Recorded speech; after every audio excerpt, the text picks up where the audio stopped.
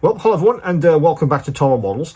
Today's a bit of a special day as I want to talk to you about a new range of tools which has just appeared on the store. The range comes from a company called Ray Studios. Now, they've been on my radar for a while, but I've only just really had a chance to have a good look at their tools and really just to see if there's something that I want to bring to my store. And I must admit, over the last couple of months as I've been testing their tools, I've been very impressed with the build quality, with the materials they use, but also the innovative ideas which they've also built into some of the tools which they have available. Now, I don't have their full range of tools on the store yet. I only have a few which I kind of cherry picked, the ones I felt were the best ones or the most interesting ones to bring to you guys as soon as possible. So let's head over to the bench and we'll have a look at this new tool from Ray Studio. See you in a minute. Okay, right, here we're at the bench. Right, now let's have a look at this very interesting duo. Now, what it is, it's two parts. You basically get both of these in the pack. It's not just the actual pod itself. You also get this mini vise, because I just felt together they make for a very interesting and useful combination.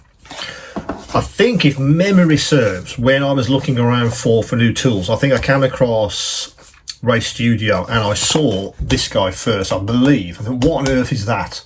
Because of its, its shape, the form factor was very interesting. And what is it? What on earth do you do with that? And why would a model maker consider something like this? What does it do? I felt that when I got hold of one, that was very interesting. That's led me to the other tools, and that's why I have some of the Ray Studios tools on the side. But this guy really did intrigue me. Right, let me put the voice aside for a second. Let's just have a look at the actual VPOD itself. So I was looking at the back as well. So I did want to point out that obviously this is all going to be translated. If you look at the website, the actual part, the product page itself, this graphic I've scanned in and I've translated all of the text into English, just so you can understand exactly how it goes together. But I'm going to show you all of those steps in this video, so you should be fine. So let's get this guy out of the box. So it's presented like that in this sort of camera bag, high impact material, just to keep it safe. It doesn't have the usual box design that some of the other tools have, but that's not an issue at all. It's robust enough, and this guy will get to you in a great condition. So let's get this VPOD out of this box, and we'll have a look at it in more detail. So we'll stick that there. Now, in the hand, as you can see, it's a very interesting piece of kit. I must admit, when I first picked this up, when I first got it out of the box, in the hand, it's a very nice experience indeed. The whole idea being, of course, this replaces many of the different handles which you can get, particularly you figure painters, when you're holding something with a gold blue tack on the top, or maybe a mini vise, or those plastic vices which you can get to hold your figures, particularly bases on for you war gamers. This, I felt, was an all-in-one solution.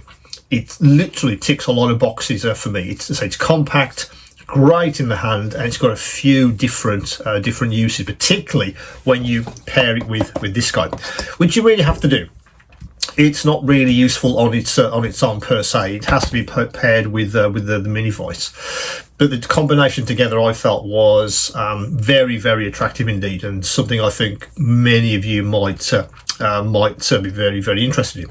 Now, the shape itself, I felt, was very useful because it's very stable on the bench, which of course is what you want. Obviously, you want to pick this up and use it like a hand vise, if you like, so you can actually use this for painting not just figures but anything else. Frankly, I've put various different kinds of model kits in this thing, and it works brilliantly well. But of course, sometimes you do want it on your bench, and you do want something where you can go in with maybe tweezers or to glue something together or whatever it is, and it's absolutely stable enough. It's got a nice big rubber ring on the bottom, and that makes it very stable on your bench indeed.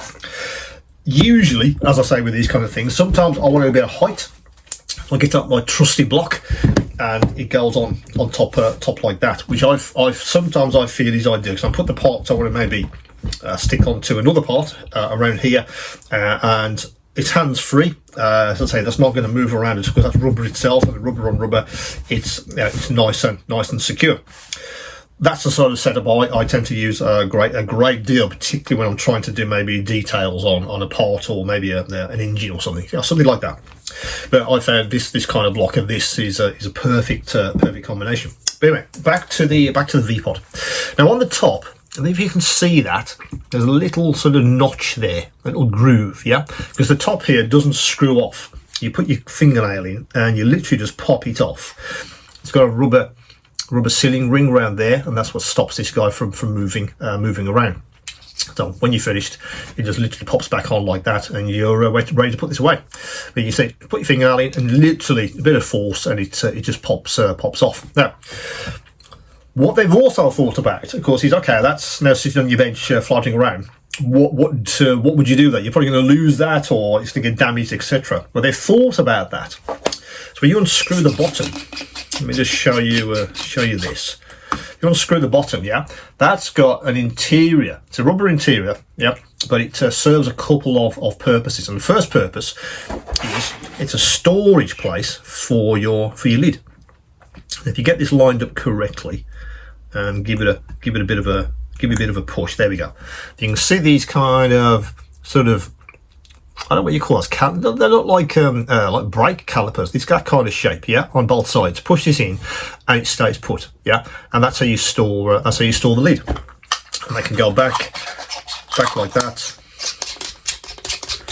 and then that's how it stores. And of course, it gives it more stability. Yeah, as I say, I've hit that, and it's come back to shape. So if you did give it a knock by accident or something, chances are your part or your figure isn't going to go flying somewhere, or it's not going to fall over and get damaged. It'll take a fairly big knock and then come back to vertical. But again, that gives it an extra bit of weight, because you're going to take some weight off the top, you put it on the bottom. What's that centre of gravity, isn't it? So that makes the centre of gravity, lowers it, and that gives you this stability. Now, as I said, it pairs with this guy, which is, to all intents and purposes, a standard mini Vise. But what I quite liked about this, again, was the build quality. That's the back, fairly straightforward and self-explanatory.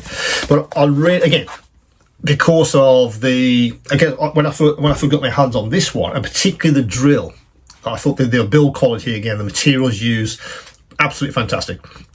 I'd probably liken it to Display. They use fantastic materials as well in their tools, and the quality of the Race Studio is equally as good as the Display tools, which obviously I've got a wide range across on the store. Now, in the box, you get the Vise itself. You get a bit of rubber to fit on the posts, which I'll show you in a second, and of course the posts themselves. So let's get all the bits out of the box, and we'll have a look at how these two work beautifully together. If I can get the box to go back together. Right, so we'll put that one there next door to it. So in the actual box itself, that's the mini Vise itself, yeah. I'd say standard fare, but I would say, I mean, sort of, I've tested a couple of these against others, and this this action, it's smoother than a lot, to be honest. I've seen a few of these fairly cheap ones coming out of various places, and they really don't cut it when it comes to the actual screw action. But this one is very, very accurate indeed. I like that a lot. It doesn't catch. It's a very smooth action indeed to get the Vise open and shut. You get a little pack of posts. I will get one of these out and stick a bit of rubber on, just so you can see how this guy would actually work in practice. Let's get two out so I can grip something. There we go. There's two. So I'll put that over there. So usual fare for these kind of things. That's how that would assemble as per usual. Let me get a pair of scissors. Let's get a pair of scissors over here. And we'll put a bit of rubber on just so you can see how these things would actually work in practice when you get it onto your bench. And we'll do another one there, just to cut that one up to shape, and plenty left over. Excuse me. So that's with those in situ. But of course, the whole idea being that these two marry together beautifully. So that screws on, just finger tight, yeah, and that's fine. And that is the whole vise itself. And yeah, that's in the hand. That just feels fantastically good. It really does. The materials they've used, this, I don't know what this is, some kind of anodized aluminium maybe, or some kind of alloy, but together that's a fantastic combination. It really is. I mean, I'm right-handed, so that's the I guess the way I'd use it, and then I go in with whatever I'm trying to achieve. Let me put say one of these figures in. So let's see if it will grip it on the diagonal, which it should do. So let's put a figure in, like, I suppose you like that. Let's see if we can just grip the edge of his boot, like. No, we're gonna have to go a bit of leg, like that. Yeah, there we go. So that's how we would look in situ on this particular vise with the VPOD. And again, so I'm right-handed, so I'd go in like that for painting this guy. But you can see the combination is it's really good. You get a vise which is accurate, but more importantly, this VPOD, which can easily sit on my bench. And so if I give that a bit of a knock, yeah, it's unless you absolutely whack it, it's going to come back to vertical. As I say, I usually use my trusty block to go on top. If I've got some, obviously his arms, etc., would be here, and then I can just go in with some adhesive and put the guy's arms in place and his shield. But I think just the combination together, I think that's really nice. Now, of course, you don't have to use the posts themselves. Let's take these guys out.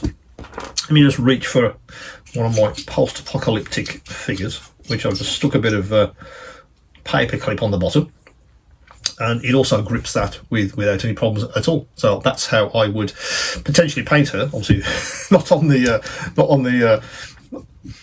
not at an angle like that, but I tend to have it like that. So you could absolutely use the guy like that. Now, what race studios have also thought about is, okay, fine, your sessions is over. Now, of course, you could just store the guy like that. Absolutely, you can put it away. Maybe probably keep all the posts on the top, and off you go. But they've gone one stage further. They say, okay, let's see how interesting we can make this guy for storage. So unscrew the bottom. So I have to get the top sieve in there. Let's pop that out. Now, as you can see, there's a recess in here and some interesting holes there for holding something. Now, the whole idea is you do the vise up, so that is like that, and the vise then fits beautifully into the bottom, and also you can put your posts away, whether they've got the rubber covering or not. And then this guy goes in the bottom, and you take your lid and you just press it on top, and there you go. And that's how it sits on the back of my bench. I mean, a beautifully thought out solution for I guess what a hand vise. It's I just thought when I saw that, particularly when I put the vise itself into the base, it fits absolutely beautifully, and just gives you a wonderfully compact solution, really, to holding many things, not just figures, etc. You can put anything in it. I've used this guy, for instance, for bending a photo etch, because it grips so well. I've just put the part in there and just used tweezers to bend it. In fact, I used the Ray Studio tweezers just the other day to bend some photo etch, because I was very small pieces. I think it was what was it? I think it was some jerry cans. You've probably seen the set. You can get a sheet of photo etch to give some detail to the jerry cans, particularly the closing mechanisms as well. That photo etch part is so small, it's crazy. But this guy grips that without any problems at all, and I can put just a bend on it. Then I can attach it to the jerry cans. I mean, these are 1/35 scale, so they're tiny. The photo etch parts, absolutely crazy. But the Vise performs brilliantly. But it's just that compactness, that idea that you can put this away, and it works beautifully. A little bit like the drill. If you haven't seen the drill video, it'll be a link in the description below. Again, the drill comes apart and you can store four drill bits, 4 of your most go-to size of drill bits inside the drill, so it's there when you want it. No hunting around for drill bits. Likewise, no hunting around when you want to when you need a session with your Vise. So again, I just thought, fantastic solution. The way they thought out the design of this thing, the materials they've used, it's just a fantastic piece of kit. So that just, in fact, let's put the lid back in like that. There it goes. Excuse me. Let's put it back in there, and he screws onto the top there. Yeah, just finger tight. Put the posts in, and we're away for the next session. Absolutely amazing. It's just a wonderful piece of kit, I felt, for all model makers. And of course, Ray Studio, that's what they build. They build tools for model makers. This is not a tool that's come out of an allied field, which is often many of the tools that I sell. They come from somewhere else, but these guys build tools just for us, which I think shows in the thought that they put behind many of these tools, but particularly this VPOD. Particularly when you obviously when you pair it with the Vise, and you get both in my pack. You don't have to buy these separately. They come together because I'm ready to give you guys a complete solution, literally out of the boxes. So that's the VPOD from Ray Studios. I think for a solution for particularly figure painters, I think it could be something very interesting to look at. If you're looking at how can I upgrade my handle, is there some other solution out there? I'd encourage you to have a look at that. But of course, for lots of other applications as well. Like I said, I've bent photo etch on this thing. I've held different kinds of figures, different kinds of parts, paired it with my block to bring it a bit higher. That kind of thing, just to make it even more useful. But I think the idea that you can store this away in a very compact design is fantastic. So as always, guys, any questions, any queries, do come back to me. Don't forget to like and subscribe to the channel if you haven't already, and of course, keep on modeling.